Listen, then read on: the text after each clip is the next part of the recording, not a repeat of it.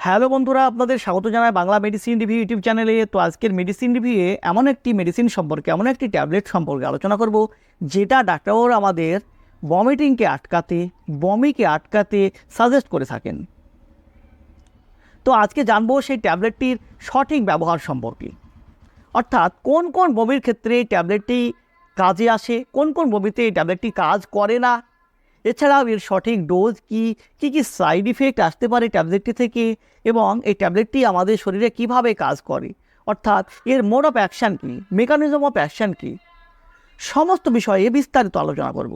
তো তার আগে আপনি যদি আমার চ্যানেলে নতুন হয়ে থাকেন, প্লিজ চ্যানেলটিকে সাবস্ক্রাইব করে সম্পূর্ণ ভিডিওটি দেখতে থাকুন। আজকের আলোচ্য বিষয় যে ট্যাবলেটটিকে নিয়ে, যেটি হলো সান ফার্মা কোম্পানির জোফার MD4 ট্যাবলেটটি সম্পর্কে, যার মূল উপাদান হলো অনডেনসেট্রন।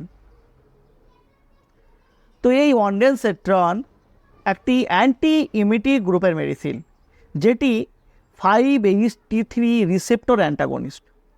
এ কী করে, 5-HT যে ডিপোলারাইজেশন অ্যাকশান, সেই অ্যাকশানকে আটকানোর কাজ করে, অর্থাৎ ভমিটিং সিগন্যালকে NTS ও সিটিজেন পর্যন্ত পৌঁছাতে দেয় না।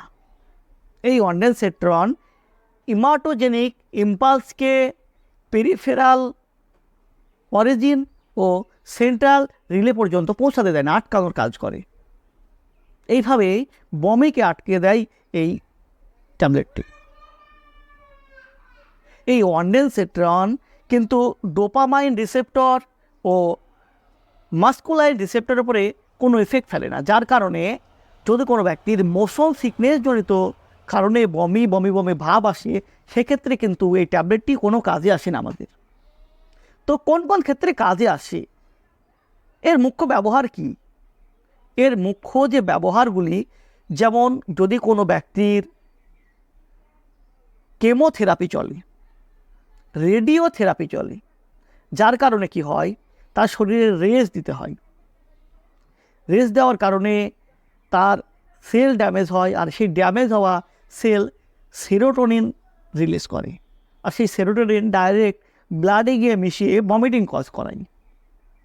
সেই ক্ষেত্রে ডাক্তারবাবুরা এই ট্যাবলেটটিকে সাজেস্ট করে থাকেন, অর্থাৎ সেই বমিকে আটকাতে ডাক্তারবাবুরা সাজেস্ট করে থাকেন।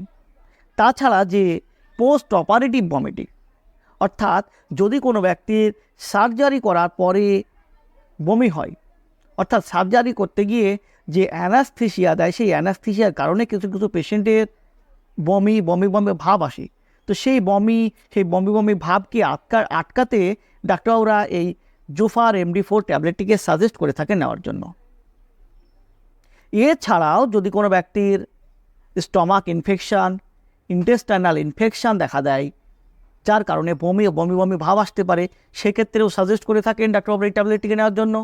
এছাড়াও অন্য কোনো বমির ট্যাবলেটে যদি কাজ না দেয়, সেক্ষেত্রেও ডাক্তারবাবুরা এই অনডেনসেট্রন ট্যাবলেটটিকে নিতে দিয়ে থাকেন। তো কিভাবে ট্যাবলেটটি খাবেন, এর সঠিক ডোজ কী? দেখুন, একজন ব্যক্তির ডোজ নির্ভর করে তার শরীরের কন্ডিশনের উপর, তার রোগের কন্ডিশনের উপর, তাছাড়া তার বডি ওয়েট, তার বয়স, সমস্ত কিছুর উপর নির্ভর করে ডোজ সিলেক্ট করা হয়ে থাকে। তাই সেলফ মেডিকেশন করার আগে অবশ্যই একবার ডাক্তারবাবুর সঙ্গে কনসাল্ট করে নেবেন, এবং ডাক্তারবাবুর দেওয়া নির্ধারিত ডোজে মেডিসিন সেবন করবেন, যার ফলে আপনি সঠিক উপকার পাবেন এবং আপনাকে সমস্যায় পড়তে হবে না।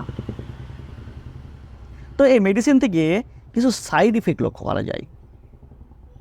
যে মোস্ট কমন সাইড ইফেক্টগুলো লক্ষ্য করা যায় এই মেডিসিনটি থেকে, সেগুলো হলো হেডেক, অর্থাৎ মাথা যন্ত্রণা, অ্যাবডোমিনাল ডিসকমফোর্ট, অর্থাৎ পেটে অস্বস্তি ভাব, কনস্টিপেশন, ডায়রিয়া। তাছাড়া যদি কোনো ব্যক্তির এই অনডেনসেট্রনে অ্যালার্জি থাকে, সেক্ষেত্রে অ্যালার্জিক রিয়াকশান আসতে পারে। তো অবশ্যই ট্যাবলেটটি নেওয়ার আগে একবার ডাক্তারবাবুর সঙ্গে কনসাল্ট করে নেবেন, তিনি যেভাবে নিতে বলবেন সেইভাবে নেবেন, যার ফলে আপনি সঠিক কাজ পাবেন, সঠিক উপকার পাবেন। তো বন্ধুরা, এই ছিল জোফার MD4 ট্যাবলেট সম্পর্কে একটি ছোট্ট ভিডিওটি যদি আপনার ভালো লেগে থাকে, প্লিজ চ্যানেলটিকে সাবস্ক্রাইব করে লাইক দিতে ভুলবেন না। সুস্থ থাকবেন, ভালো থাকবেন। আবারও দেখা হবে অন্য কোনো মেডিসিন রিলেটেড ভিডিও নিয়ে। ধন্যবাদ।